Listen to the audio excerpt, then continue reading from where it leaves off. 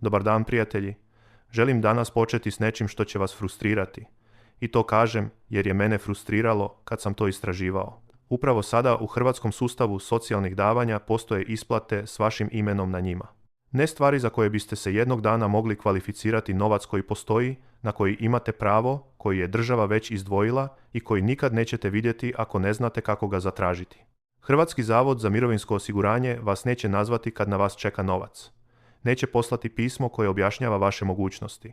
I u nekim slučajevima postoje rokovi koji se tiho zatvaraju, termini koji tiho prolaze dok ljudi nastavljaju ne znajući ništa. Kad većina ljudi sazna za ove isplate, ili je rok već istekao, ili su godišnji iznosi ostali neiskorišteni.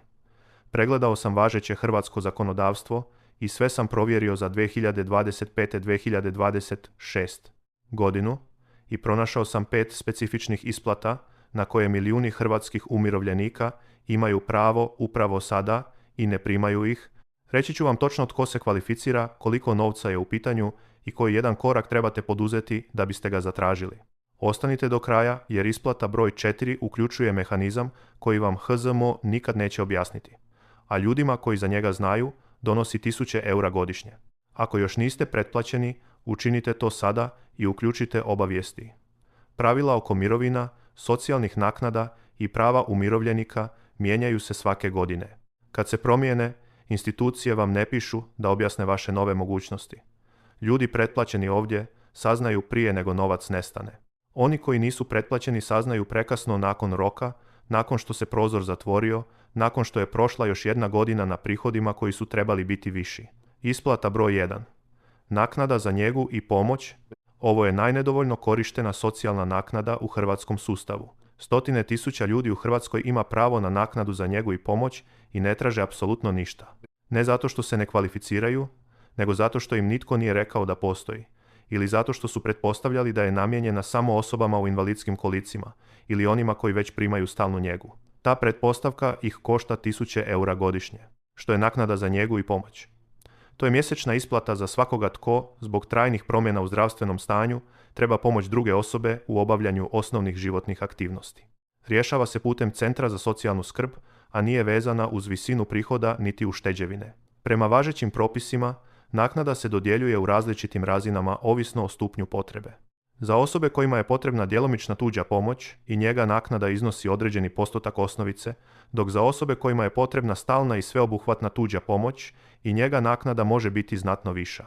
Centar za socijalnu skrb ne gleda na vaš prihod kao uvjet pristupa, ne gleda na vaše uštedine.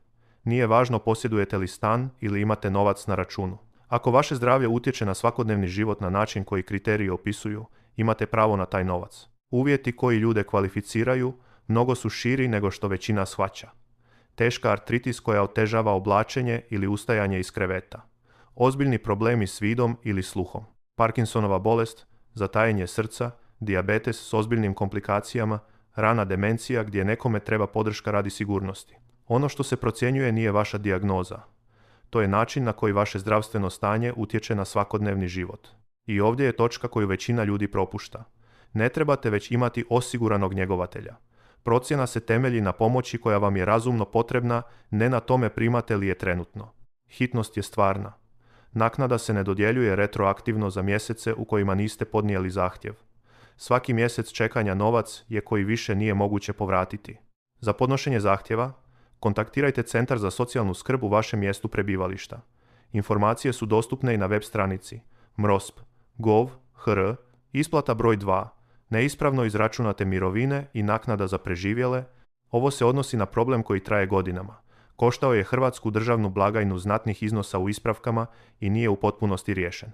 Osobe koje su najvjerojatnije pogođene su žene koje gledaju ovaj video upravo sada i nemaju pojma da su uključene. Mirovina u Hrvatskoj ovisi o stažu i visini uplaćenih doprinosa. Međutim, mnoge žene, posebno one koje su imale prekide u karijeri, radile nepuno radno vrijeme, brinule o djeci ili uzdržavanim osobama, studirale ili radile u posebnim uvjetima, mogu imati mirovinu izračunatu manje povoljno nego što bi im zakonski trebala pripasti. Posebno je važno istaknuti da udovice imaju pravo na obiteljsku mirovinu koja je potpuno odvojena od vlastite starosne mirovine i može se, pod određenim uvjetima, primati istovremeno s njom.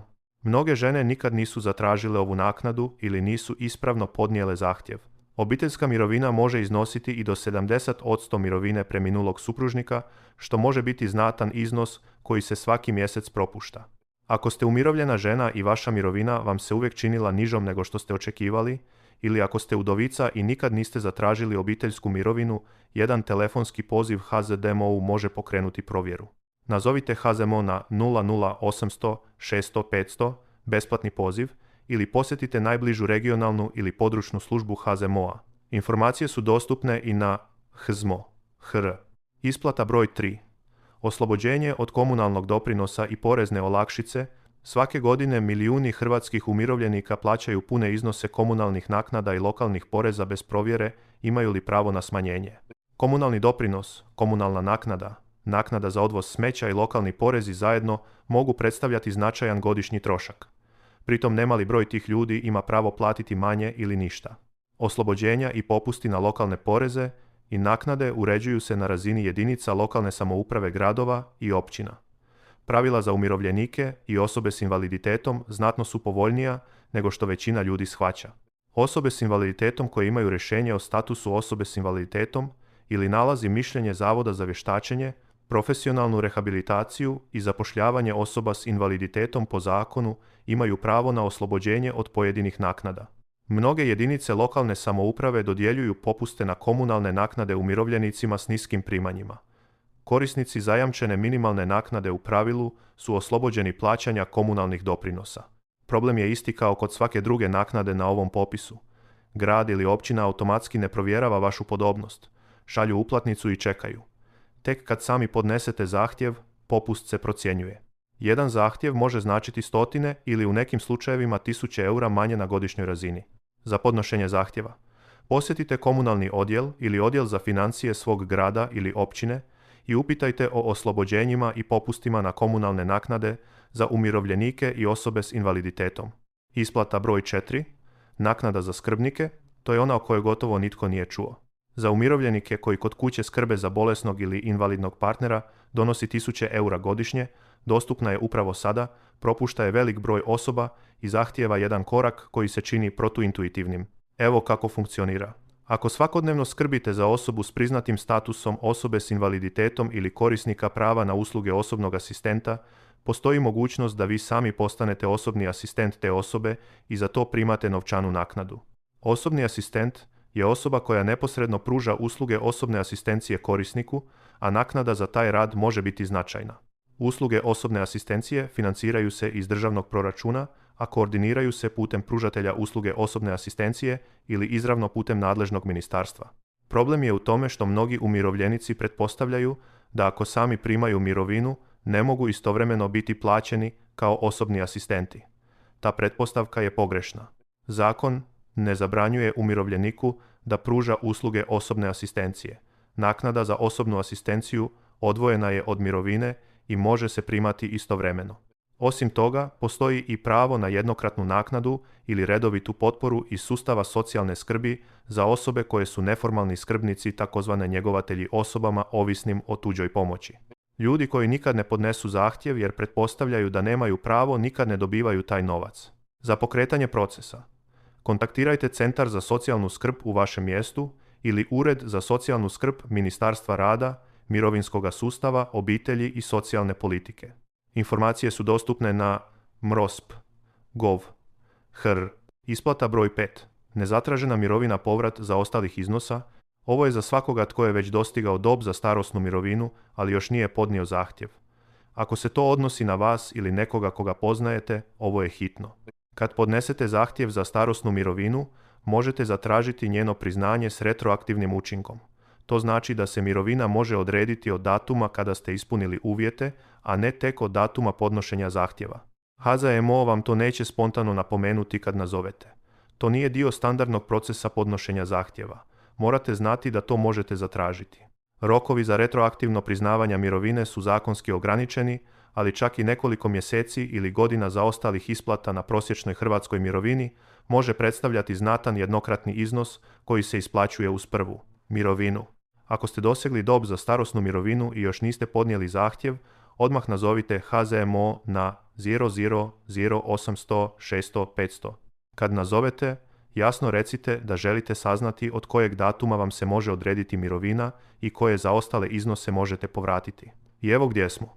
5 isplata, naknada za njegu i pomoć dostupna svima s priznatom potrebom za njegom, bez provjere prihoda ili ušteđevina stotine tisuća ljudi je ne traži. Neispravno izračunate mirovine i obiteljska mirovina kod mnogih umirovljenih žena i udovica postoje potencijalni nedostaci dok HZMO čeka da se ljudi sami jave. Oslobođenje od komunalnih naknada i lokalnih poreza potencijalno stotine ili tisuće eura godišnje manje, ali samo ako se izravno obratite svom gradu ili općini. Naknada za skrbnike putem osobne asistencije 1000 eura godišnje za one koji kod kuće skrbe za partnera s priznatim statusom invaliditeta. I nezatražena mirovina potencijalno znatan jednokratni iznos za one koji još nisu podnijeli zahtjev unutar zakonskih rokova o kojima vam HZMO nikad neće sam reći. Ništa od ovoga ne dolazi tražiti vas. HZDMO neće nazvati. Centar za socijalnu skrb neće pisati. Jedino što stoji između vas i ovog novca je znati da postoji i poduzeti jedan korak za njegovo traženje. Ako vam je ovaj video bio koristan, podijelite ga i pošaljite ga nekome koga poznajete i tko prima mirovinu. Jedan razgovor može stvarno napraviti razliku. Vidimo se u sljedećem videu.